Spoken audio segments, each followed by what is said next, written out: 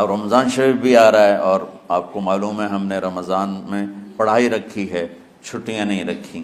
جب میں نے حسنین شروع کیا 1999 میں، تو اللہ نے میرے دل میں یہ بات ڈالی کہ رمضان تو علم کا مہینہ ہے، انا انزلناہ فی لیلۃ القدر، اور چاروں آسمانی کتابیں رمضان میں اور سارے صحیفے رمضان میں۔ پتہ نہیں اللہ کو کیا پسند تھا اس مہینے کا۔ حضرت ابراہیم علیہ السلام پر چھوٹی کتابیں اتری یکم رمضان کو، حضرت موسیٰ علیہ السلام پر تورات اتری 2 رمضان کو، حضرت داؤد علیہ السلام پر زبور اتری 6 رمضان کو، حضرت عیسیٰ علیہ السلام پر انجیل اتری 12 یا 18 رمضان کو، اور اللہ کے نبی پر قرآن اترا فی لیلۃ القدر، لیلۃ القدر میں اترا۔ تو سارا آسمانی علم رمضان میں اترا۔ سارے مہینوں کے نام عربوں نے رکھے، محرم، صفر، ربیع الاول، ربیع الثانی، جمادی الاولی، جمادی الثانی، رجب، شعبان، رمضان، شوال، ذوالقعدہ، ذوالحج۔ اس میں جو رمضان ہے یہ نام اللہ نے رکھا، باقی مہینوں کے نام تو رکھے عربوں نے۔ پھر ان کی زبان پہ اللہ لایا رمضان، چونکہ ابھی تو دنیا بھی نہیں بنی تھی اور اللہ نے قرآن کی تلاوت فرمائی تھی، تو اس قرآن میں تھا شہر رمضان الذی انزل فیہ القرآن۔ تو رمضان کا نام اللہ نے پہلے سے چن رکھا تھا، پھر ان سے رکھوا دیا۔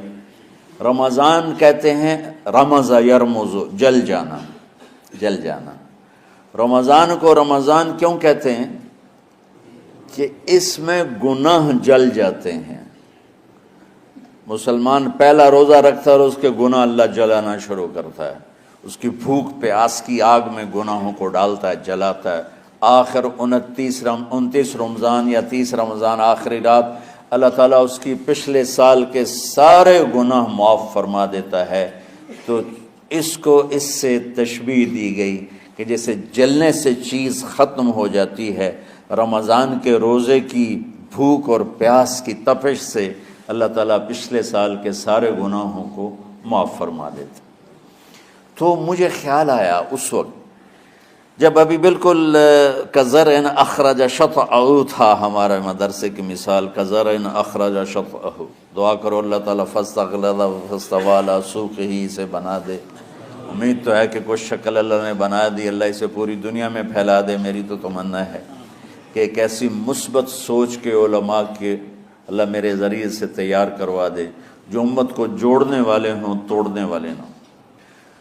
تو اللہ تعالیٰ آپ کو مثبت بنائے۔ رمضان میں چونکہ سارا علم اترا تو مجھے خیال آیا کہ ہمیں رمضان میں چھٹی کرنا تو ایک ایسی عادت ہے، کوئی سنت تو ہے نہیں، تو مجھے رمضان میں پڑھائی کروانی چاہیے، چاہے تھوڑی ہوگی۔ روزے کی بھوک بھی ستائے گی اور رات کے جاگنے کی وجہ سے نیند بھی ستائے گی، لیکن اس میں ایک لفظ سینکڑوں لفظوں پہ بھاری ہوگا، غیر رمضان۔ تو میں کراچی گیا اور مفتی تقی صاحب دامت برکاتہم سے سب سے پہلے جا کے مشورہ کیا کہ حضرت میں چاہتا ہوں کہ رمضان میں چھٹی نہ ہو، پڑھائی ہو۔ اس وقت رمضان سردیوں میں تھا، تو وہ بڑے خوش ہوئے، کہنے لگے یہ تو بہت اچھی بات ہے۔ وہ تو اتنے بڑے ہاتھی کے پاؤں میں سب کا پاؤں، اتنی بڑی ہستی نے، وہ صرف پاکستان کا سرمایہ نہیں پوری امت کا سرمایہ ہے۔ تو ان کی اس بول نے نا مجھے ہمت دے دی۔ تو پھر میں نے یہاں آ کر تو ہم نے رمضان میں سبق شروع، اس وقت ذرا میری ہمت تھی تو میں رات کو پڑھاتا بھی تھا، بیان بھی کرتا تھا۔ تو ہم نے رمضان میں شروع کی کہ یہ رحمتوں کا مہینہ، ہر چیز کی برکت کا مہینہ، ہر شے کی اللہ کی طرف سے فراوانی اس میں ہے، علم کی بھی، ہدایت کی بھی، رزق کی بھی۔ غریب سے غریب آدمی بھی سموسے بنا کے بیٹھا ہوتا ہے، پکوڑے بنا کے بیٹھا ہوتا ہے، اور دسترخوان پہ ایک کی بجائے 3 چیزیں پڑی ہوتی ہیں۔ چاہے رمضان کے بعد سب کے پیٹ خراب ہوں، ایک باری تو کھانے دی تباہی پھیر دیں۔ روزے کا مقصد ہی فوت ہو جاتا ہے۔ روزہ تو ہوتا ہے بھوک کے لیے، پر وہ اتنا کھاتے ہیں کہ سحری کا کھانا افطاری تک ہضم نہیں ہوتا، اور افطاری کا کھانا سحری تک ہضم نہیں ہوتا، پر نہ دونوں کا ہی کھاونا ہے۔ کہتا بھوک نہ لگے، بھوک نہ لگے۔ وہ بھوک لگنے کے لیے تو روزہ ہے کہ ایک تو یہ جسم کو صاف کرتا ہے، دوسرا غریبوں کی غربت کا احساس پیدا کرتا ہے کہ جو بھوک تو آج برداشت کرتا ہے، غریب روزانہ یہ بھوک برداشت کرتا ہے۔ تو اللہ کے غریب بندوں کی خدمت کر، ان تک اپنے مال پہنچا، اپنا اللہ نے دیا ہے تو ان کو بھی اس میں شریک کر، قبر میں لے جائے گا۔ تو اللہ تعالیٰ نے میرے دل میں یہ ڈالا تو ہم نے تعلیم رمضان میں شروع کی، کیونکہ قرآن رمضان میں اترا، انجیل رمضان میں اتری، زبور رمضان میں اتری، تورات رمضان میں اتری، تو پھر اللہ نے اس مہینے کا نام خود رکھا شہر رمضان، شہر رمضان۔ اس میں شب قدر رکھی، اس میں رات کی ایک نماز۔ اچھا، پہلی امتوں پہ روزہ فرض تھا افطاری سے افطاری، افطاری سے افطاری، بہت شدید تھا، 24 گھنٹے کا روزہ۔ بس افطاری کے بعد آنکھ لگ جاتی تو روزہ اگلا شروع ہو جاتا تھا۔ تو ہم پر بھی پہلے ایسے ہی روزہ اترا، افطاری سے افطاری۔ تو ابن سرمہ رضی اللہ تعالی عنہ اونٹ چرانے والے تھے، وہ شام کو لوٹے تو بیوی سے پوچھا کوئی افطاری کا سامان ہے؟ انہوں نے کہا ہے تو نہیں، میں کہیں سے لے آتی ہوں۔ وہ گئیں افطاری کا کوئی سامان لینے، ان کو تھوڑی دیر ہو گئی اور ان کی آنکھ لگ گئی، تھکے ہوئے تھے، سورج ڈوب گیا۔ جب وہ آئیں تو ان کا ہائے سرمہ تو ہلاک ہو گیا۔ کہ کیا ہوا؟ کہ اگلا روزہ شروع ہو گیا کیونکہ تیری آنکھ لگ گئی۔ تو انہوں نے کہا چلو کوئی بات نہیں، لیکن ظہر کے وقت بے ہوش ہو گئے۔ ایک روایت میں آتا ہے نماز پڑھنے آئے اور گر گئے، اور ایک میں آتا ہے گھر میں بے ہوش ہوئے۔ تو جو بھی صورتحال تھی اللہ کے نبی کو پتہ چلا۔ کیا ہوا سرمہ کو؟ کہا جی وہ افطاری کر نہیں سکے تو روزہ شروع ہو گیا تو بے ہوش ہو گئے۔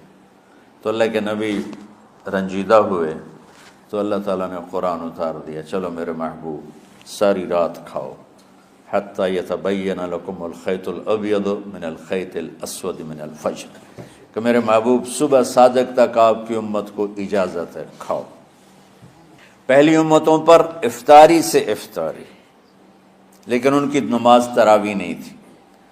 تو ہمیں اللہ تعالیٰ نے دیا سحری تک، پوری رات۔ اچھا، ایک صحابی آئے، یا رسول اللہ میں تو مارا گیا۔ آپ نے کہا کیا ہوا؟ کہا میرا روزہ تھا، میں بیوی کے پاس چلا گیا۔ آپ نے کہا تو پھر تو غلام آزاد کر، کفارہ دے۔ کہا جی میں تو خود غریب آدمی ہوں، غلام کہاں سے آزاد کروں، خریدنا پڑے گا۔ آپ نے کہا 60 مسکینوں کو کھانا کھلا۔ کہ میں آپ مسکین ہیں، میں کینوں کھانا کھلاؤں؟ آپ نے فرمایا پھر آخری ہے کہ 60 روزے رکھ، مسلسل رکھنے ہوتے ہیں جو کفارے کے ہوتے ہیں۔ وہ کہنے لگا ایک روزے چاہے کم کیتا ہے، 60 روزے اج میں کی کروں گا؟ تو آپ نے فرمایا اچھا ٹھیک ہے بیٹھ جا۔ بیٹھ گئے۔ تھوڑی دیر ہوئی تو ایک انصاری صحابی کھجوروں کا ٹوکرا لے کر آیا کہ یا رسول اللہ یہ صدقے کی کھجوریں ہیں، تقسیم فرما دیں۔ تو آپ نے فرمایا بھائی وہ کدھر ہو؟ کہا جی بیٹھا ہوں۔ آپ نے کہا ادھر آ، یہ کھجوریں لے جا اور 60 گھروں میں تقسیم کر دے۔ سبحان اللہ، اللہ نے اس امت کو لاڈ لڈائے ہیں، یہ اللہ کی لاڈلی امت۔ عجیب واقعہ یہ، کہنے لگا یا رسول اللہ، اللہ کی قسم مدینے میں مجھ سے غریب کوئی نہیں، آپ ایسا کرو یہ میرا کفارہ مجھے ہی صدقہ کر دو۔ تو آپ اتنا ہنسے کہ یہ آخری دانت نظر آنے لگے۔ بہت کم ایسا ہوتا تھا فَضَحِكَ حَتَّى بَدَتْ نَوَاجِذُهُ، ایسا ہنسنا آپ کبھی کبھی ہنستے تھے کہ آخری دانت پورا منہ کھل جائے۔ تو آپ اتنا ہنسے کہ آخری دانت تک نظر آنے لگے۔ تو آپ نے کہا اچھا جا لے جا تیرے واسطے، لیکن یہ صرف تیرے لیے اور کسی کے لیے نہیں ہے۔ تو جب ایسی خیانت ہوئی تو اللہ تعالیٰ نے دوسرا حکم بھی اتار دیا، باشروہن، کہ تمہارے لیے بیوی بھی حلال ہے کھانا بھی حلال ہے جب تک صبح صادق نہیں ہو جاتی۔ لیکن اللہ نے ہمیں ایک نماز عطا فرما دی جس کو ہم آج صلاۃ التراویح کہتے ہیں۔ میرے نبی کے زمانے میں اسے قیام اللیل کہا جاتا تھا۔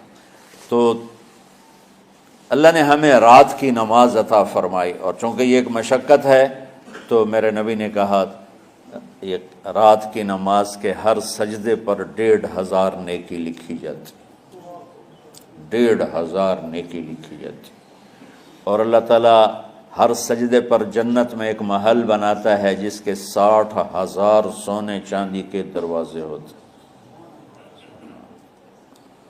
اور ایک درخت اس کے لیے لگاتا ہے جس کے نیچے 100 سال گھوڑا دوڑ سکتا ہے۔ تو رمضان کا اہتمام آپ رجب سے شروع فرما دیتے تھے۔ میرے نبی نے 9 رمضان دیکھے، 9 رمضان اپنی زندگی میں، 9 رمضان۔ 10ویں رمضان سے پہلے آپ اللہ کے پاس تشریف لے گئے۔ آپ کی زندگی میں روزے فرض ہونے سے آپ کی وفات تک 9 رمضان گزرے، اور میں قربان جاؤں اپنے نبی پر، اپنی امت پہ کیسی شفقت تھی۔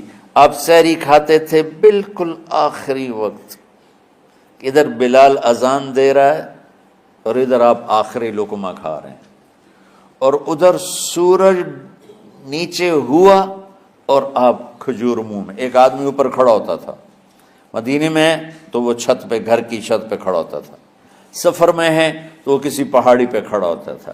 جو ہی سورج کا کنارہ نیچے جاتا اب فوراً وہ کہتا یا رسول اللہ قد غربت، تو آپ کھجور منہ میں ڈال لیتے تھے، یا پانی، کبھی پانی سے افطار فرماتے تھے، کبھی کھجور سے افطار فرماتے تھے، کہ میری امت پہ بھوک کا وقت کم سے کم آئے۔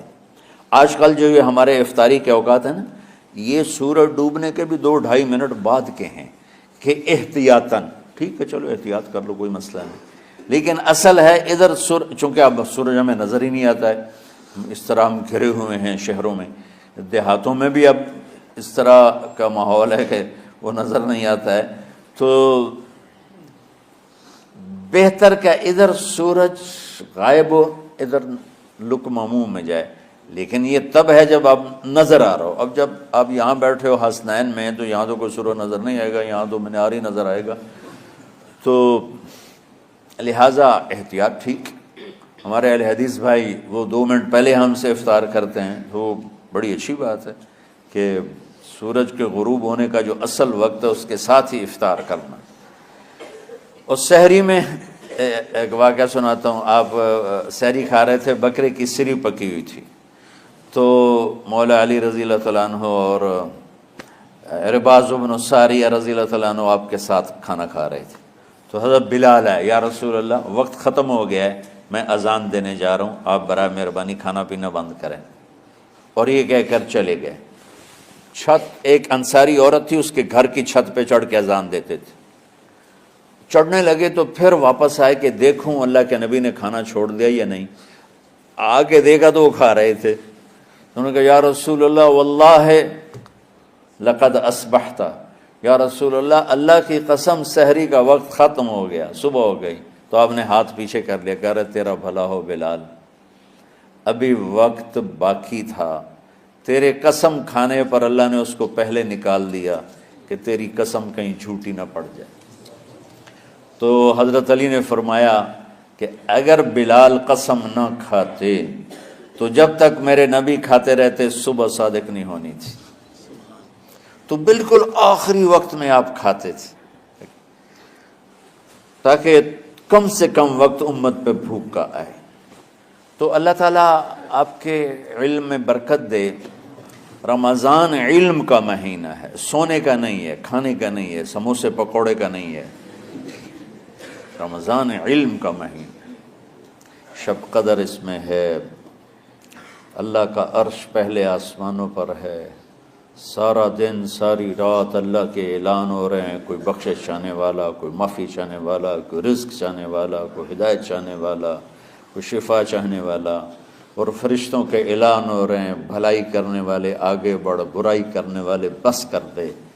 تو جو رحمت رمضان میں، میرے نبی نے فرمایا اگر میری امت کو پتہ چل جائے کہ رمضان کیا ہے تو یہ تمنا کریں گے کہ کاش سارا سال ہی رمضان ہوتا۔ تو بچوں آپ خوش قسمت ہیں کہ آپ کا جو رمضان ہے وہ علم کی طلب میں ہے. اس میں اگر آپ سوئے بھی ہوگے نا تو آپ کو وہ اجر ملے گا جو نفلیں پڑھنے والوں کو بھی نہیں ملے گا. ایک شخص آیا کہ یا رسول اللہ، اب دیکھو آپ اللہ کے راستے میں ہو، آپ اللہ کے راستے میں ہو. ایک شخص آیا، یا رسول اللہ کیا میں کچھ مال خرچ کر کے اللہ کے راستے میں جانے والے کا اجر لے سکتا ہوں؟ آپ نے فرمایا کتنے تیرے پاس؟ کہنے لگا جی 6000.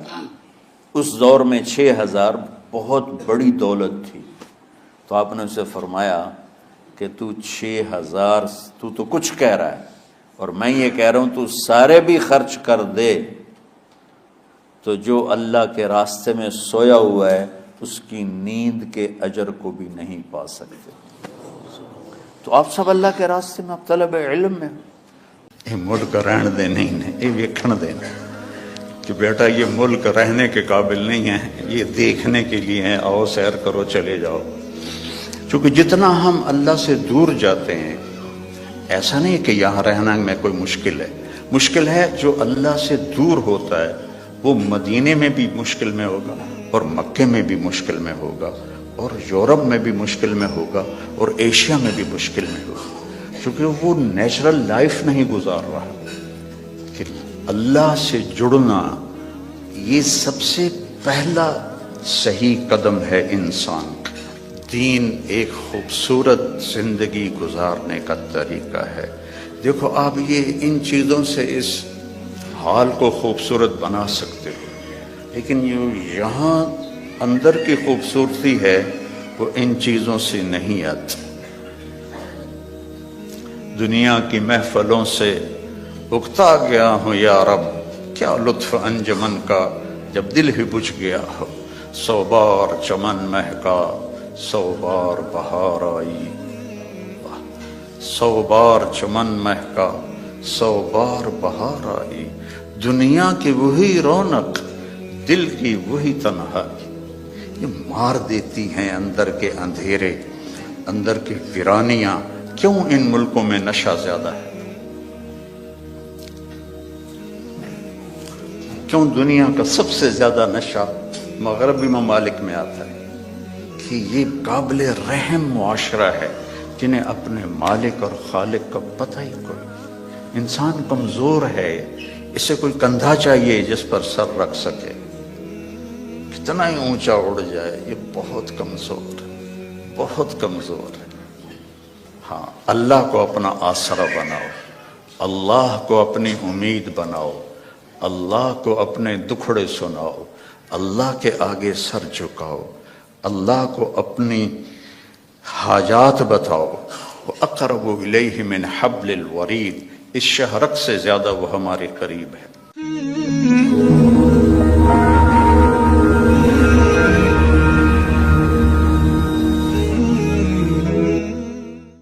ہم نے آپ کا سینہ کھول دیا. موسیٰ علیہ السلام نے دعا مانگی، رب اشرح لی صدری، یا اللہ میرا سینہ کھول. اور اللہ نے اپنے حبیب سے فرمایا ہم نے کھول دیا، الم نشرح لک صدرک، ہم نے آپ کا سینہ کھول دیا. پھر لنریہ من آیاتنا، پھر اپنی کائنات، اپنی آیات دکھائیں. اور آپ کو ایسے انسان سیکھتا ہے آنکھوں سے، کانوں سے، دماغ سے. تو ہمارے کان اتنے کمزور ہیں کہ 2 آدمی اکٹھے بولیں تو سمجھ میں نہیں آئے گا. آنکھ ایسی کمزور ہے، میں ادھر دیکھتا ہوں تو یہ نظر نہیں آتا، ادھر دیکھتا ہوں تو یہ نظر نہیں آتا. اور میرے اللہ نے اپنے نبی کو ایسی آنکھ عطا فرمائی کہ آپ ایسے نماز پڑھا رہے تھے مصلی پر، ویسے چلنا شروع ہوئے،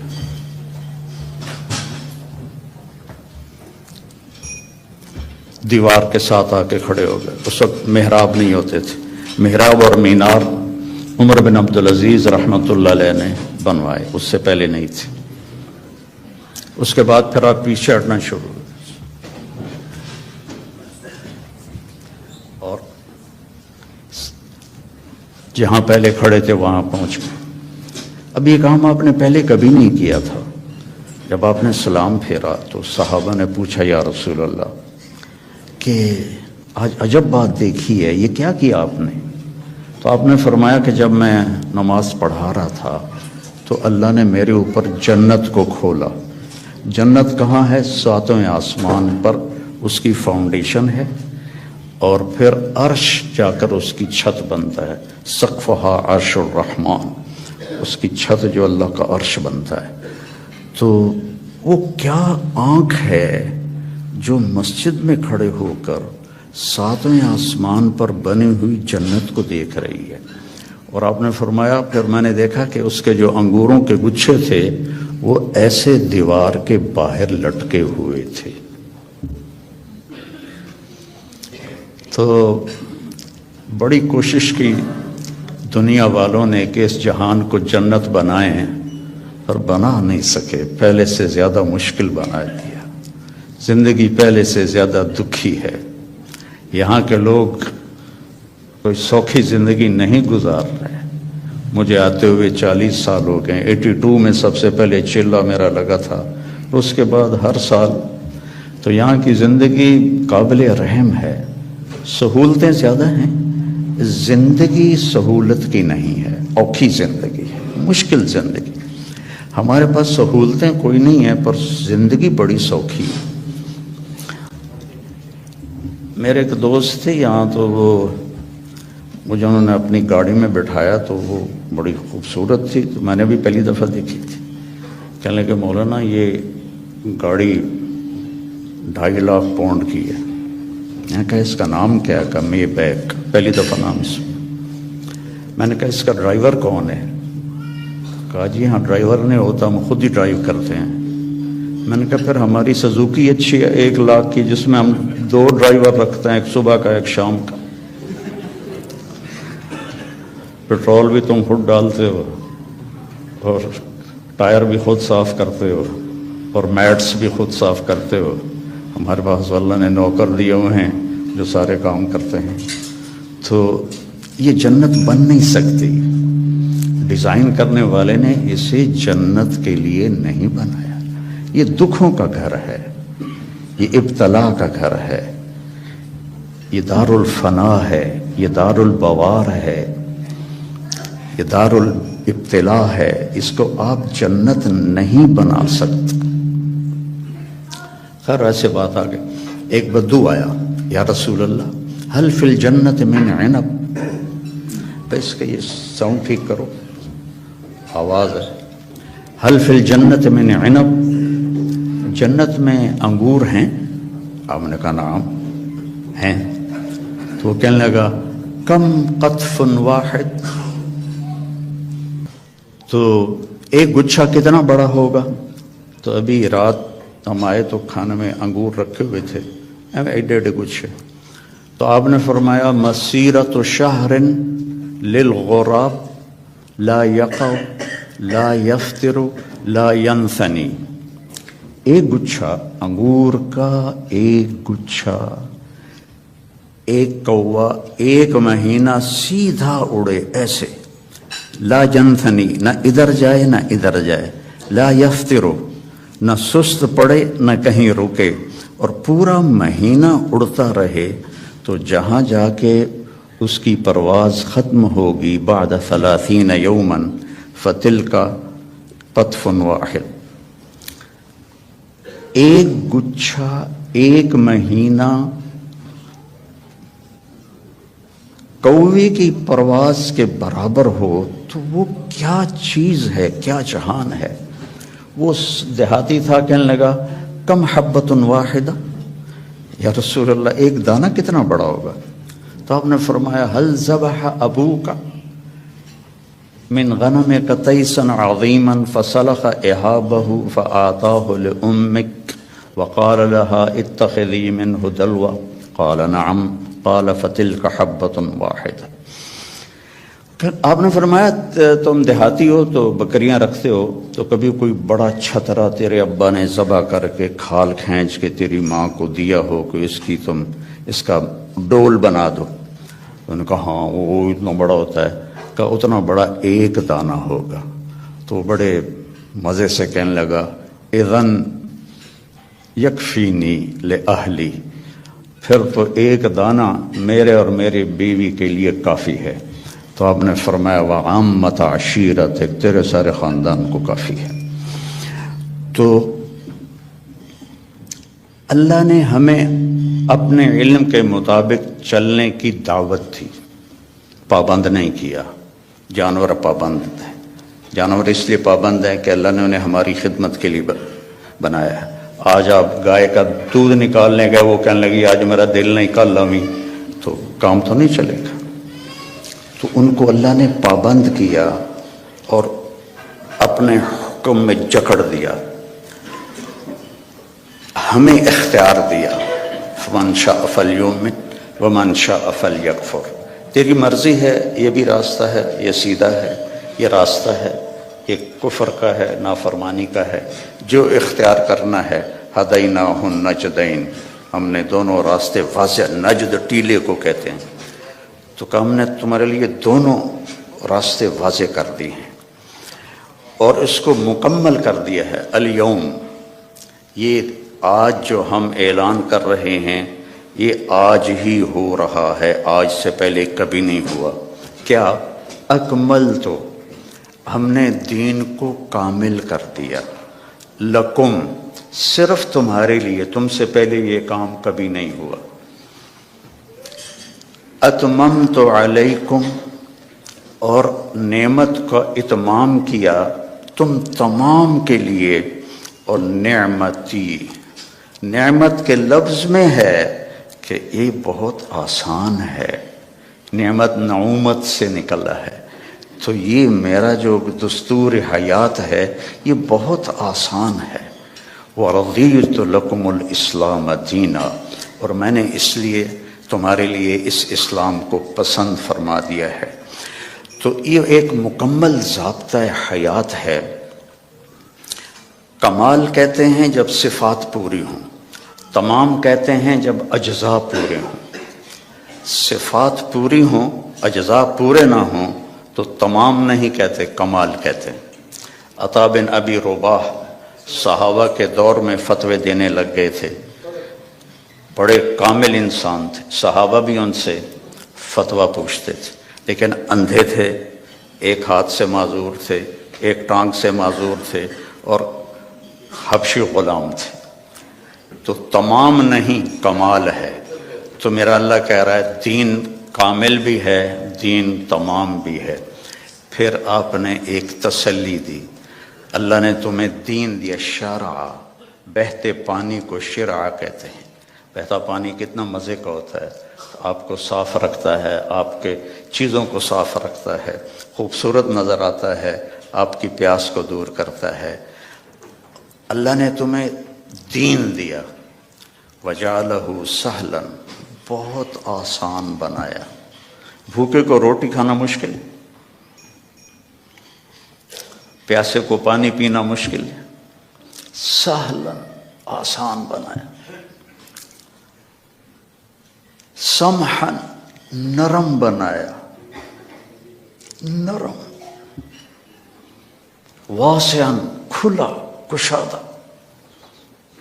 ولم یجعلہ ضیقا، اور کوئی تنگی نہیں رکھی. تمہیں کیوں تنگی نظر آ رہی ہے؟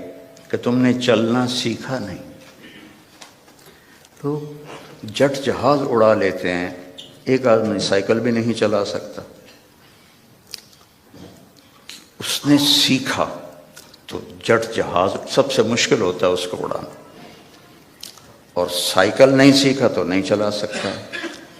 تو ہم نے سیکھا نہیں ہے دین پہ چلنا، اور پھر ہمارا پورا ارادہ نہیں ہے کہ ہم نے ادخلوا فی السلم کافہ، پورے مسلمان نظر آؤ، پورے مسلمان بن کے چلو. تو اللہ کے نبی نے کہا سہل، یرید اللہ بکم اليسر. اب اللہ بھی کہتا ہے ساتھ تمہارے لیے آسانی چاہتا ہوں. ولا یرید بکم العسر، تنگی نہیں چاہتا ہوں. یرید اللہ ان یخفف عنکم، تمہیں ہلکا پھلکا کرنا چاہتا ہوں. تمہارے بوجھ ہٹانا چاہتا ہوں. ما جعل علیکم فی الدین من حرج، اس میں کوئی تنگی نہیں رکھی. لیکن ہمیں کیوں تنگیاں نظر آتی؟ کہ ہم نے سیکھا نہیں.